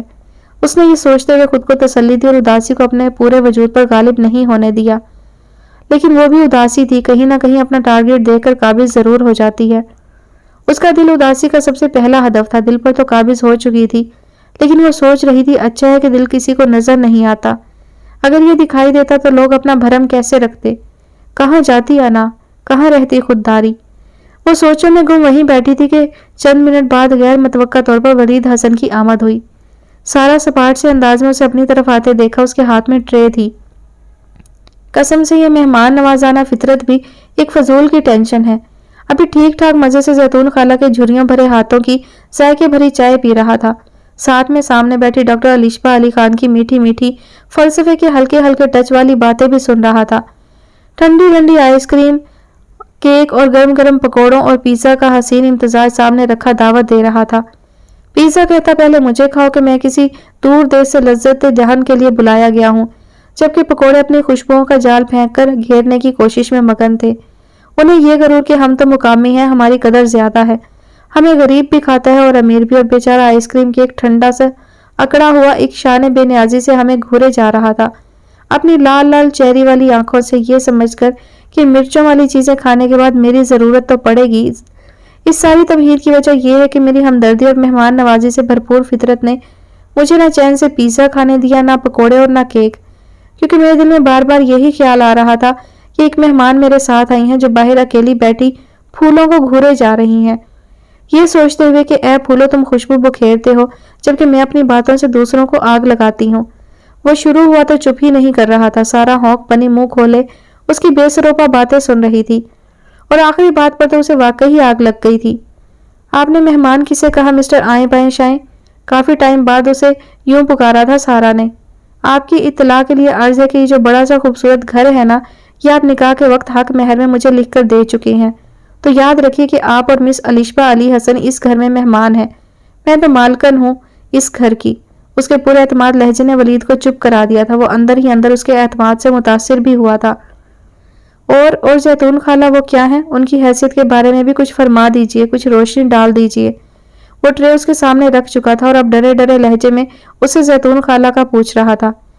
ویسے آپ اداکار بہت اچھے ہیں، وہ اس کے چہرے پر پھیلے تاثرات دیکھتے ہوئے کہہ رہی تھی۔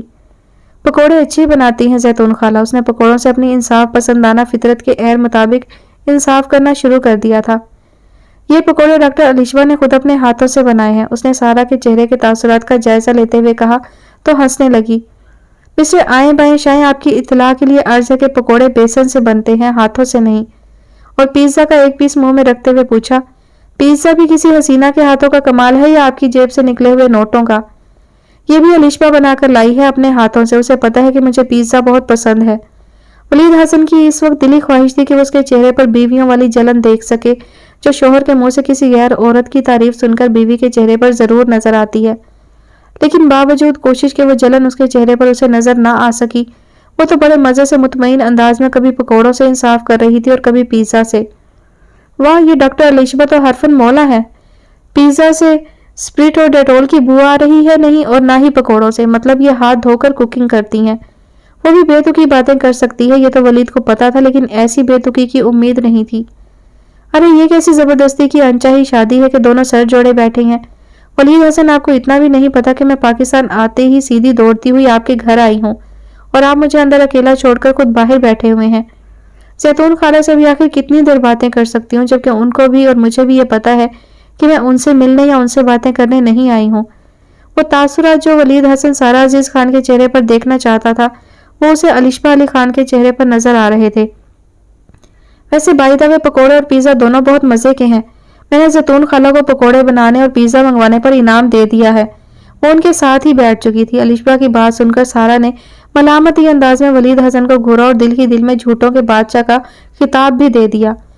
الشبہ جی، انشاءاللہ تعالی جب آپ اگلی بار ہمارے گھر آئیں گی تو میں اپنے ہاتھوں سے بیک کیا ہوا پیزا آپ کو ضرور کھلاؤں گی، بے شک آپ مجھے انعام نہ بھی دیں۔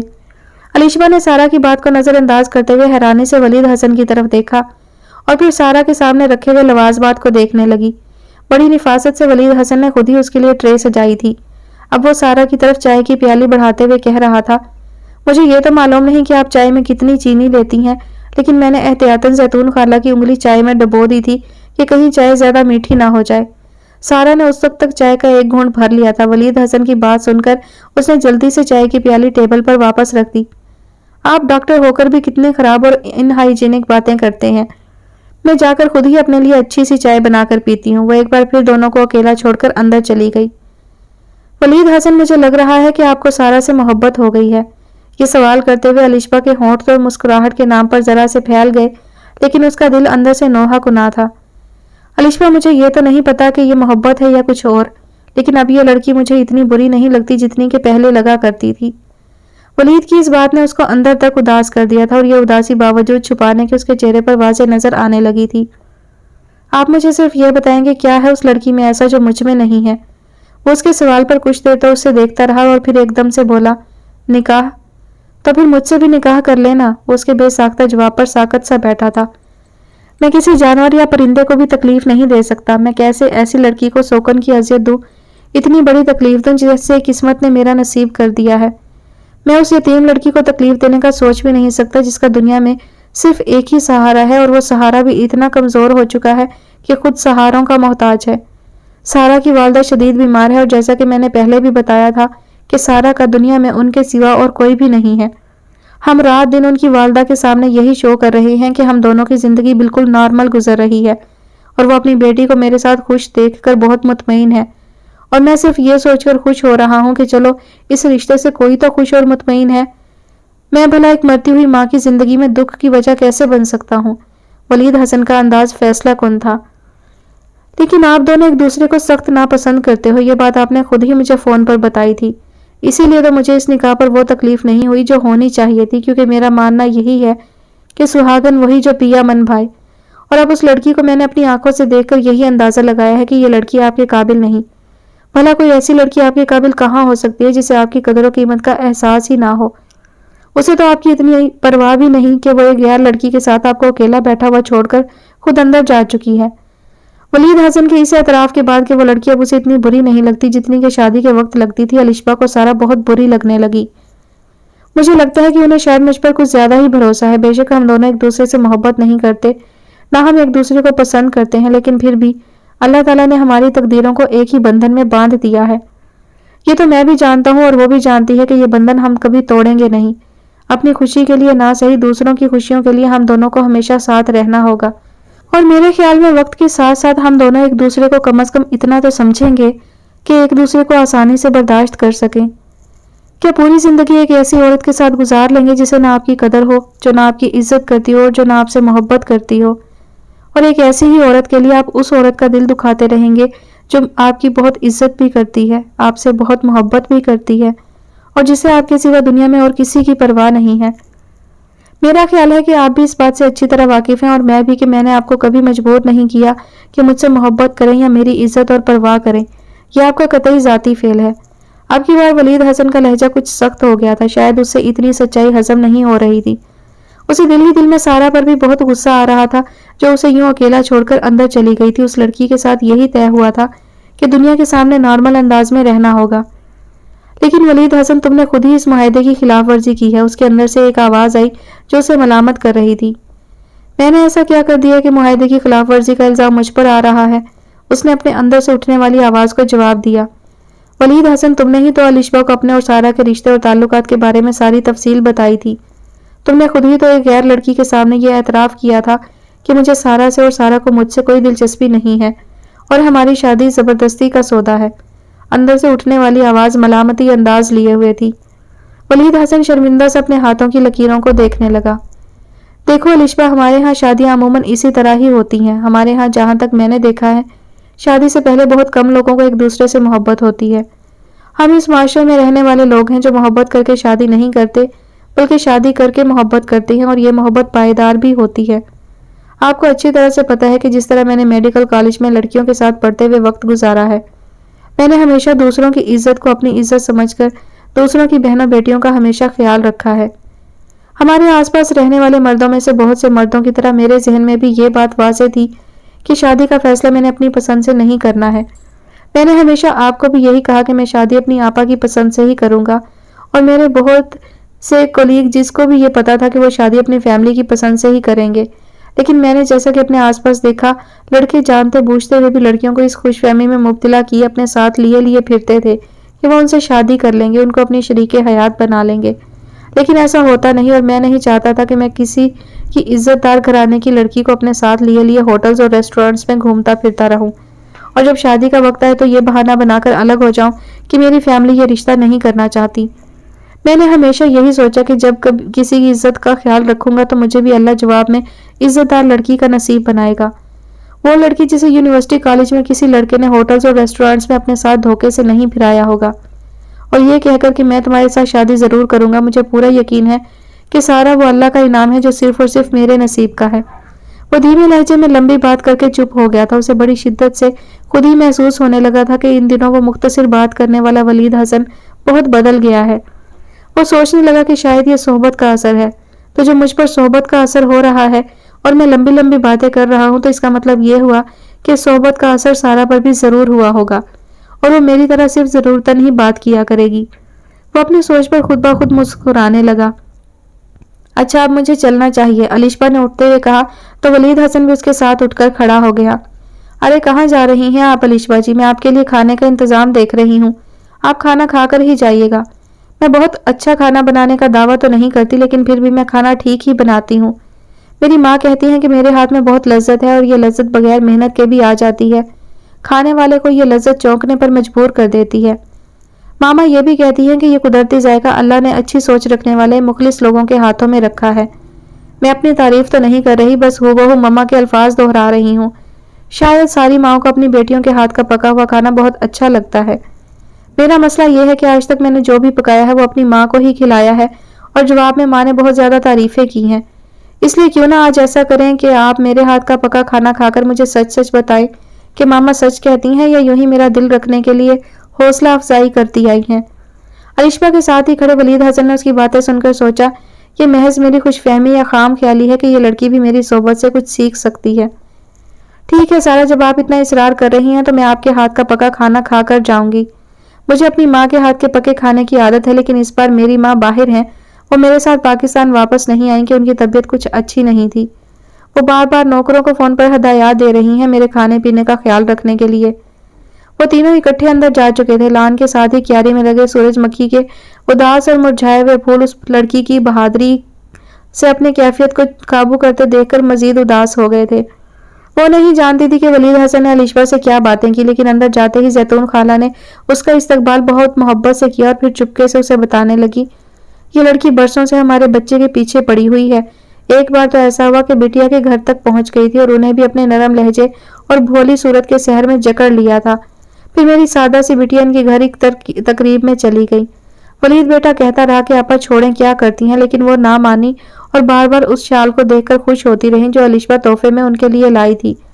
بٹیا کو لگ رہا تھا کہ علیشبا کی اور اس کی پسند بہت ملتی جلتی ہے، اس لیے تو وہ وہی شال اس کے لیے تحفے میں لائی ہے جو وہ اپنے لیے مارکیٹ میں پسند کر کے چھوڑ آئی تھی۔ جب آپا ان کے گھر گئیں تو پھر کیا ایسا دیکھ لیا کہ بھابھی نہ بنایا علیشبا کو؟ سارا نے ان سے سوال کیا جس کا جواب انہیں نہیں معلوم تھا۔ یہ بات اس نے کسی کو نہیں بتائی، بس ولید بیٹا اور بٹیا ہی جانتی ہیں کہ وہ کیوں وہاں سے اداس اور الجھی ہوئی لوٹی تھی، لیکن میں جہاں تک دونوں بہن بھائیوں کو جانتی ہوں وہ کوئی بات چھپا رہے تھے وہاں سے واپس آ کر۔ زیتون خالہ نے اسے چکن دھو کر دیا، وہ بریانی بنا رہی تھی۔ اپنے شوہر کی گرل فرینڈ کے لیے دل میں ایک عجیب سا سناٹا پھیلا ہوا تھا۔ جی چاہ رہا تھا ماں کی آغوش میں منہ چھپا کر چپ چاپ لیٹ جائے، ماں کی انگلیوں کے سرور سے نیند کی وادیوں میں اڑتی پھرے اور اچھی پریوں کے خوابوں میں سانس لیتی رہے، کوئی دکھ کوئی غم اسے ڈھونڈتا ہوا اس کے پاس نہ آ سکے۔ لیکن وہ تو اپنے شوہر کے گھر پہلی بار کچن میں کچھ پکانے آئی تھی، اس کا دل چاہا اس اداسی کو جلتے ہوئے چولہے میں پھینک کر اس کے جلنے کا نظارہ کرے، اور جب اداسی فریاد گناہ سے اسے دیکھے تو کہہ دے، مجھے جلا دیا اور اپنے جلنے کا درد بھی سہو۔ وہ بظاہر تو چپ چاپ کام میں مگن تھی، لیکن اس کی ساری حسیات ایک دوسرے کی باتیں غور سے سنتے اس جوڑے پر مرکوز تھی جو دو الگ الگ راستوں کے مسافروں کی اتفاقی یکجائی نظر آ رہی تھی اور جسے وہ دونوں اپنی اپنی تھکن اتارنے کے لیے استعمال کر رہے تھے۔ راستے میں تھک کر بیٹھ جانے والوں کو منزل تک پہنچنے میں وقت بہت لگتا ہے، لیکن وہ لوگ منزل پر پہنچتے ضرور ہیں۔ ابراہیم، میں آپ کو سب کچھ بتانا چاہتی ہوں، میرے پاس بیٹھ کر سن لیں، یہ نہ ہو کہ بعد میں پچھتاوا ہی پچھتاوا رہ جائے۔ وہ ادھر ادھر کی باتیں کرتے ابراہیم کو دیکھتے ہوئے کہہ رہی تھی، میں بھی سب کچھ جاننا چاہتا ہوں شگو، لیکن تمہاری حالت ایسی نہیں کہ تم یہ سب کچھ برداشت کر سکو۔ ہر لفظ سے اذیت ہوگی تمہیں، اور مجھ سے یہ سب نہیں دیکھا جاتا۔ وہ اس کے سامنے بیٹھے تھے۔ شگفتہ کی طبیعت کچھ بہتر تھی، لیکن ماضی کے پتھریلے رستوں پر چلتے ہوئے اپنا توازن قائم رکھنا بہت مشکل کام تھا۔ اچھے بھلے انسان کے پاؤں پھسلنے اور منہ کے بل گرنے کا ڈر رہتا تھا۔ وہ تو اس پوزیشن میں ہی نہیں تھی کہ کسی رستے پر پیدل سفر کر سکے۔ یہ تو جاننا چاہو گے عزیز احمد خان کون تھے اور کیسے مجھ سے ملے؟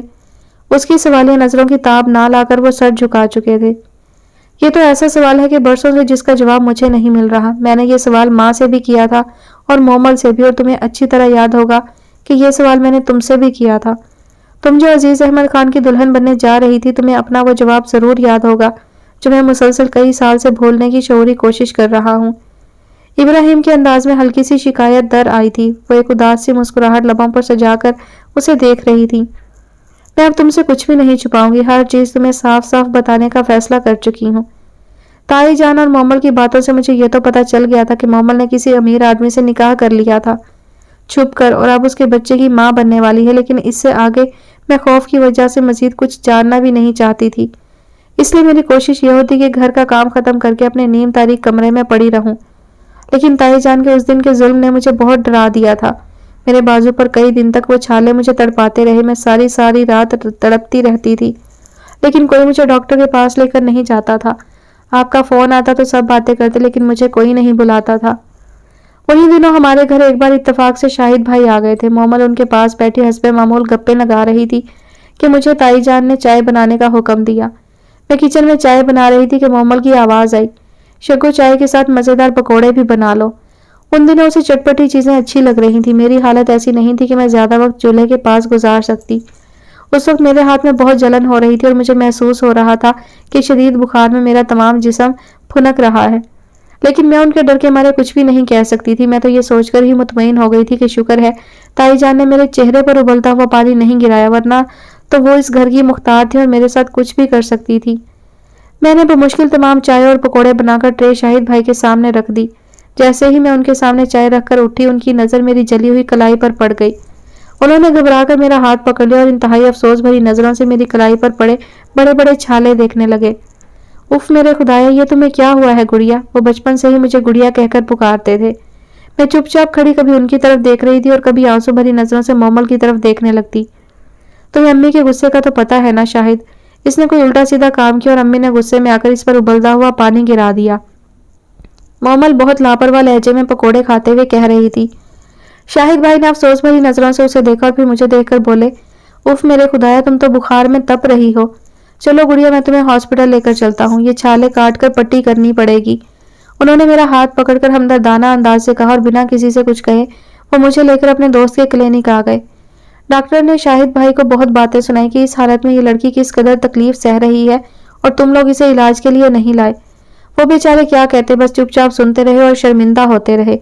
گھر آ کر انہوں نے تائی جان کی منت سماجت کی کہ اس کے زخموں کے لیے پسینہ ٹھیک نہیں ہے، میں اپنے گھر سے کام والا لڑکا بھیجتا ہوں اور خدا کے لیے میری خاطر اسے کچھ دن مومل کے ساتھ اے سی والے کمرے میں رہنے دیں، ورنہ یہ زخم بگڑ کر بہت بڑا مسئلہ بنا دے گا۔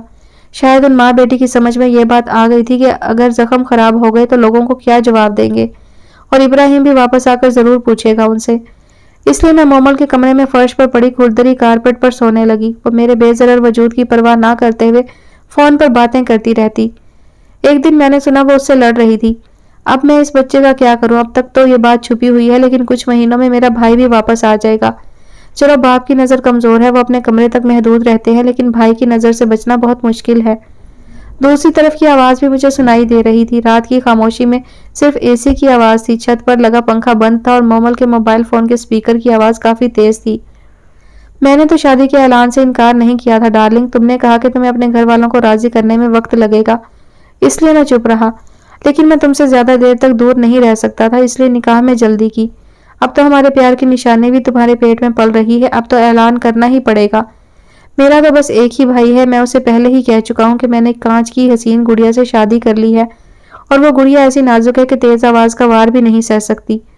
وہ دوسری طرف سے بہت پیار بھرے لہجے میں بول رہے تھے۔ مجھے ان کی آواز سن کر بے اختیار آپ کی یاد آ گئی تھی اور میں چپکے چپکے بے آواز آنسو بہانے لگی۔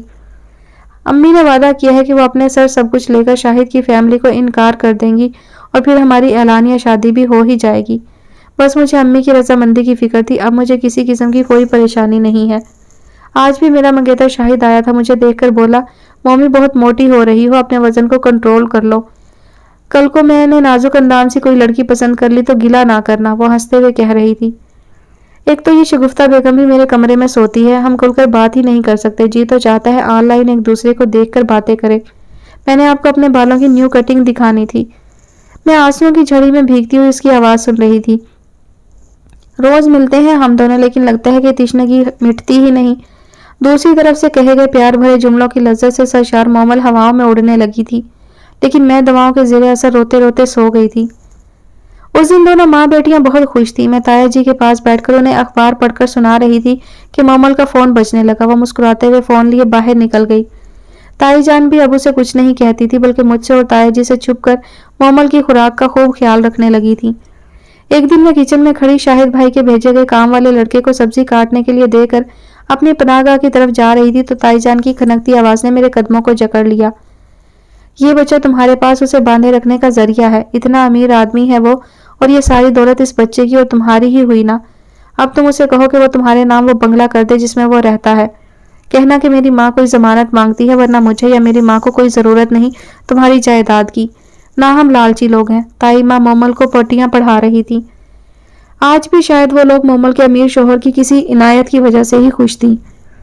میں نے سنا تھا رات وہ کسی جائیداد اور کاغذات کے بارے میں باتیں کر رہے تھے اور مومل بار بار خوشی سے بھرپور آواز میں اس کا شکریہ ادا کر رہی تھی۔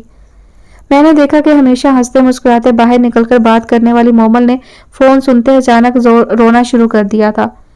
کیا ہوا مومل، خیریت تو ہے نا؟ تائی جان پریشانی سے پوچھنے لگی۔ ان کے وکیل کا فون ہے، وہ کہہ رہے ہیں کہ ان کی طبیعت اچانک خراب ہوئی اور انہیں ایڈمٹ کر لیا گیا ہے۔ ان کے کہنے کے مطابق ظہیر احمد خان اپنی وصیت لکھوا چکے ہیں، جس کے بارے میں آپ کو اطلاع دینی ضروری تھی۔ مجھے پتا ہے کہ وہ سب کچھ تیرے اور اس بچے کے نام لکھنا چاہتا ہوگا۔ تائی جان نے چہکتے ہوئے جملہ مکمل کیا۔ لیکن وہ بیمار کیسے ہو گئے ہیں؟ مومل تشویش زدہ انداز میں ماں جی کی طرف دیکھ رہی تھی۔ ان امیروں کے چونچلوں کا تجھے نہیں پتا، ذرا سا سر میں درد بھی ہو تو ہسپتال جا کر لیٹ جاتے ہیں۔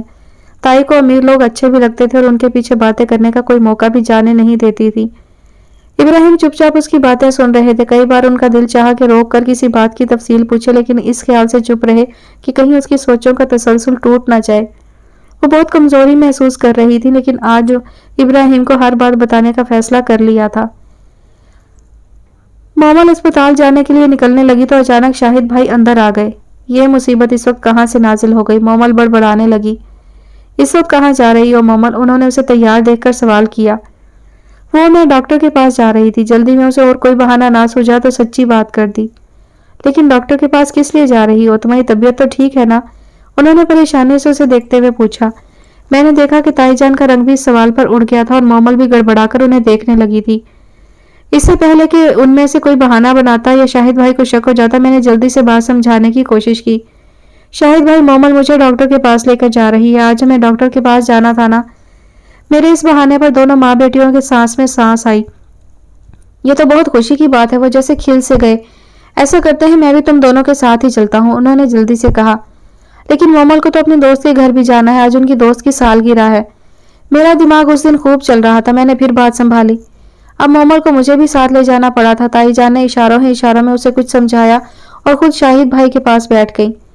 دیکھو شگو، میں تمہیں ساتھ لے جا تو رہی ہوں، لیکن اپنی زبان اور کان دونوں بند رکھنا۔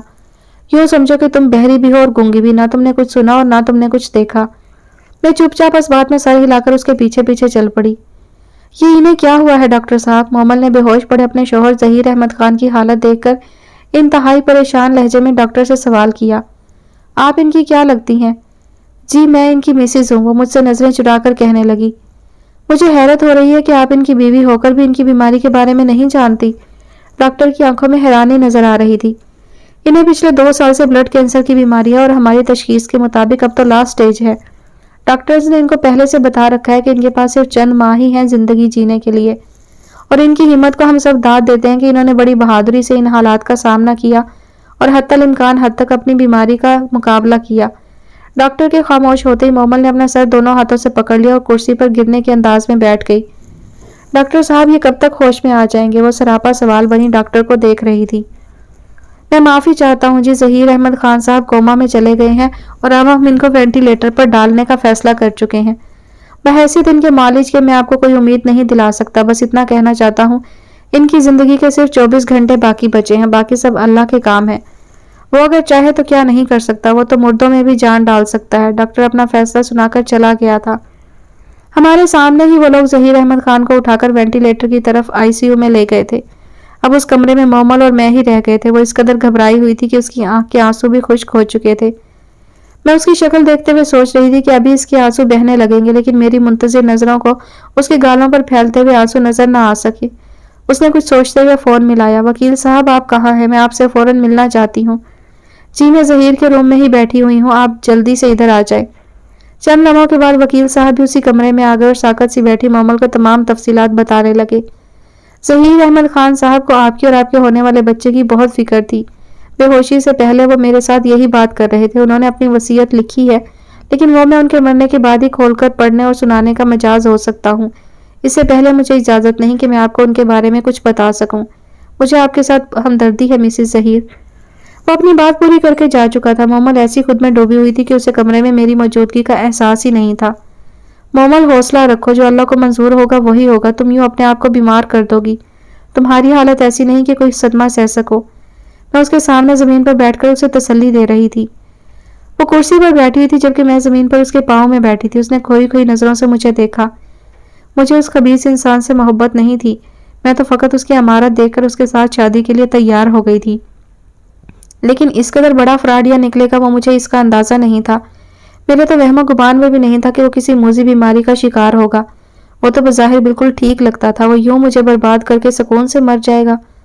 ساری زندگی کبھی مومل نے میرے ساتھ سیدھے منہ بات نہیں کی تھی۔ بچپن سے وہ مجھے اپنے ساتھ کھیلنے بھی نہیں دیتی تھی، یہ کہہ کر کہ تم گندی ہو، تمہاری ماں بھی گندی تھی، مجھے تم سے نہیں کھیلنا۔ لیکن اس وقت تو وہ مجھے اپنے سارے زخم دکھا رہی تھی، میرے سامنے خود کو اریاں کر چکی تھی۔ اس کے سارے چھپے ہوئے گوشے بھی میں دیکھ رہی تھی۔ میں جانتی ہوں کہ تمہارے اندر وہ جرأت نہیں کہ تم میرے راز کسی کے بھی سامنے کھول سکو، اسی لیے یہ سب نہیں بتا رہی ہوں کہ مجھے تم پر بھروسہ ہے یا تم پر اعتبار کرتی ہوں، بلکہ یہ سب اس لیے جان لو کہ تم ایک چونٹی ہو۔ چونٹی اگر ہاتھی کو کاٹ بھی لے تو ہاتھی کا کچھ نہیں بگڑے گا۔ وہ اس حال میں اسپتال کے کمرے میں بیٹھی تھی کہ اس کا شوہر وینٹیلیٹر پر پڑا ہوا تھا۔ اس شوہر سے شادی اس نے چھپ کر کی تھی اور اسی شادی کا ثمر اس کی دنیا کی نظر میں کنواری کوکھ میں پل رہا تھا۔ اسے کچھ خبر نہیں تھی کہ جس دولت کا لالچ اسے اس مقام پر لے کر آیا ہوا ہے وہ کس کے نام ہے اور کس کو ملے گی، لیکن پھر بھی وہ لڑکی مجھے ذلیل کرنے کا موقع نکال چکی تھی۔ مومل تم میرے چچا کی عزت ہو اور تم ابراہیم کی بہن بھی ہو، اس لیے میرے لیے ممکن نہیں کہ میں تمہاری بے عزتی کرواؤں۔ میں نے اس مشکل وقت میں اسے حوصلہ دیا۔ شگفتہ نے تھکن اور بیماری کے درد سے چور چور وجود کی پکار سے تنگ آ کر آنکھیں موند لی تھیں۔ ابھی تو بہت کچھ کہنا رہتا ہے شگفتہ، ابھی سے کیوں تھک رہی ہو؟ ابھی تو اپنے لٹنے اپنے برباد ہونے کی داستان بھی سنانی ہے۔ اس نے خود کو سمجھایا اور ابراہیم کا بڑھایا ہوا پانی کا گلاس اس کے سہارے اٹھتے ہوئے تھام لیا۔ تائی جان کو جب مومل نے ساری صورتحال روتے سسکتے ہوئے سنائی تب میں بھی ان کے پاس بیٹھی ان کو مونگ پھلیاں چھیل چھیل کر دے رہی تھی۔ شاید وہ لوگ مجھے اس قدر بے ضرر سمجھنے میں حق بجانے تھے کیونکہ وہ اچھی طرح جانتے تھے کہ میں کس قدر بزدل اور کمزور ہوں، اور یہ بھی کہ ابراہیم کے علاوہ میرا پوچھنے والا کوئی نہیں ہے۔ سنا کرتی تھی کہ میرا ایک باپ بھی ہوتا تھا جو اپنے خاندان والوں سے لڑ نہ سکا اپنے حق کے لیے اور شادی کے دن کا بھاگا ابھی تک واپس نہیں آیا تھا۔ لوگ سمجھتے تھے کہ شاید وہ زندہ نہیں ہے۔ شگفتہ نے شاید 10ویں بار اپنی آنکھوں کو ٹیشو پیپر سے صاف کیا اور دوبارہ بولنے شروع ہو گئی۔ تائی پر تو دکھوں کا پہاڑ ٹوٹ پڑا تھا۔ وہ مومل کو کوسنے لگی، بلکہ شدید غصے اور صدمے کی کیفیت میں 2-3 ٹھڈے بھی لگا دیے تھے۔ انہیں اس بچے کی فکر تھی جس کا کوئی والی وارث نہیں رہا تھا۔ اگر وہ مردود تمہیں کچھ دیے بنا مر گیا تو کیا کرو گی؟ یہ سوال تو مومل کو بھی رلا رہا تھا۔ جب ایک شخص اس قدر جھوٹ بول سکتا ہے تو وہ دولت جائیداد کے معاملات میں بھی تو غلط بیانیاں کر سکتا ہے۔ بہرحال اسی پریشانی میں دونوں سر جوڑے بھوکی پیاسی بیٹھی تھی کہ دوسرے دن پریشان تائی جان اور گمسم سی مومل کو اطلاع مل گئی کہ ظہیر احمد خان مر گیا ہے اور اس کی نماز جنازہ شام کو ادا کی جائے گی۔ مومل گھر میں بیٹھی وکیل صاحب سے رابطے میں تھی۔ انہوں نے کہا کہ وہ آخری دیدار کرنا چاہے تو آ جائے، لیکن تائی اور مومل تو اتنی غصے میں تھی کہ انہوں نے ظہیر احمد خان کا منہ دیکھنا بھی گوارا نہیں کیا۔ چند دنوں بعد وکیل نے مومل کو اپنے دفتر بلایا اور ایک ایسا ہولناک انکشاف کیا کہ وہ وہیں بے حال ہو کر ڈھہ سی گئی۔ میں اس کے ساتھ تھی۔ مجھے وہ اس لیے ساتھ لے جاتی کہ شاہد بھائی کا بھیجا ہوا لڑکا بڑا ہوشیار تھا اور وہ ان کے ساتھ مسلسل رابطے میں بھی رہتا تھا، اسی لیے تائی جان اور مومل کو خطرہ لگا رہتا کہ کہیں اسے کوئی شک نہ ہو جائے۔ وہ ڈاکٹر اور میری پٹی کروانے کے بہانے گھر سے نکلتی تھی تو میں بھی ساتھ ہوتی۔ وکیل نے مومل کو ایسا کیا کہا کہ وہ ڈھہ گئی تھی؟ ابراہیم نے سوال کیا۔ اس نے کہا کہ ظہیر احمد خان نے وصیت کی ہے کہ ان کا چھوٹا بھائی عزیز احمد خان ان کی بیوہ اور ہونے والے بچے کو اپنائے گا۔ انہوں نے اپنی کروڑوں کی جائیداد کے لیے یہ شرط رکھی ہے کہ میری موت کے بعد عزیز احمد خان اور مومل ظہیر احمد خان اگر آپس میں نکاح کر لیں تو یہ جائیداد دونوں میں تقسیم کر دی جائے۔ انہوں نے لکھوایا ہے کہ اس طرح ان کی ہونے والی اولاد کو تحفظ مل جائے گا اور یہی اس فیصلے کا مقصد ہے۔ وکیل نے پریشانی سے روتی ہوئی مومل کی طرف دیکھتے ہوئے کہا، میں نے بہت سمجھایا انہیں کہ مسز مومل ظہیر کیوں کر اس فیصلے کا احترام کریں گی۔ یہ بہت مشکل فیصلہ ہوگا ان کے لیے بھی اور آپ کے چھوٹے بھائی کے لیے بھی، لیکن انہوں نے کہا کہ مومل صاحبہ کی فطرت میں لالچ غالب ہے۔ اس نے دولت کے لیے اپنے منگیتر کے ہوتے ہوئے مجھ سے شادی کی تو میرے بھائی سے شادی کر کے وہ دولت حاصل کیوں نہیں کرنا چاہیں گی؟ وکیل کی صاف گوئی نے مومل کے تن بدن میں آگ لگا دی تھی۔ ظہیر ایک جھوٹا اور بے ایمان انسان تھا۔ اس نے مجھے دولت نہیں محبت کے لالچ میں حاصل کیا ہے۔ جھوٹی محبت کے سحر میں گرفتار لڑکیاں اکثر غلط فیصلے ہی کرتی ہیں۔ میں بھی اسی ایک غلط فیصلے کی قید میں پھڑپھڑا رہی ہوں، لیکن وہ جھوٹا شخص مجھے اسی فیصلے کے پنجرے میں بند کر کے چابی ساتھ لے گیا ہے۔ اس کے ہر انداز سے ظہیر احمد خان کے لیے نفرت اور حقارت ٹپک رہی تھی۔ میرا جی چاہا میں کہوں، کیوں جھوٹ بولتی ہو مومل، جب تم نے میرے سامنے اعتراف کیا ہے کہ یہ شادی فقط دولت کے حصول کی کوشش کا نتیجہ ہے تو پھر کیوں تسلیم نہیں کرتی؟ وکیل صاحب، آپ نے عزیز خان صاحب کا جواب نہیں بتایا، وہ کیا کہتا ہے؟ مومل کے سوال پر وکیل نے اسے ایک میسج دکھایا۔ انہوں نے کہا ہے کہ وہ اس فیصلے کا احترام کرتے ہوئے اپنی بھابھی سے نکاح اور بچے کی کفالت کے لیے تیار ہیں۔ وہ آپ سے ملنا چاہتے تھے لیکن میں نے روک دیا کیونکہ مجھے میرے مرحوم موکل ساری صورتحال بتا چکے ہیں، اس شادی کا خفیہ رکھنا اور آپ کی مجبوریاں۔ میں نے سوچا ان کے آپ سے ملاقات کے لیے گھر پہنچنے پر آپ کے لیے کون کون سی مشکلات کھڑی ہو جائیں گی، اس لیے انہیں یہ کہا کہ آپ عدت پر بیٹھی ہیں اور عدت اور ڈیلیوری کے بعد ہی آپ دونوں کی ملاقات طے ہو سکتی ہے۔ وہ بھی مان گئے اور واپس اسلام آباد چلے گئے۔ ٹھیک ہے وکیل صاحب، میں کچھ سوچتی ہوں، اس ہونے والے بچے کے ساتھ آپ کے مرحوم موکل بہت برا کر گئے ہیں، اور جب آپ سب کچھ جانتے ہیں تو یہ بھی جانتے ہی ہوں گے کہ انہوں نے مجھے دھوکے میں رکھ کر شادی کی تھی۔ ایک کینسر کے آخری سٹیج کا مریض ایک جوان کنواری اور صحت مند لڑکی سے شادی کیوں کرتا ہے جبکہ اسے یہ بھی علم ہو کہ وہ چند مہینوں میں مر جائے گا؟ وہ اپنی الجھن دور کرنا چاہتی تھی، اس لیے سوالیہ انداز میں وکیل کی طرف دیکھ رہی تھی۔ میں سب جانتا ہوں، اصل میں ان کے چھوٹے بھائی نے شادی کی اور محض 2 سال بعد ان کی بیوی نے یہ کہہ کر کھلا لے لی کہ وہ باپ بننے کی صلاحیت سے محروم ہے، اور ثبوت کے طور پر ان کی میڈیکل رپورٹس بھی عدالت میں پیش کیں، جبکہ ظہیر احمد خان صاحب کی منگیتر جن سے وہ بہت محبت کرتے تھے وہ ان کی بیماری کی خبر لگتے ہی انہیں چھوڑ کر اپنے کزن سے شادی کر چکی تھی۔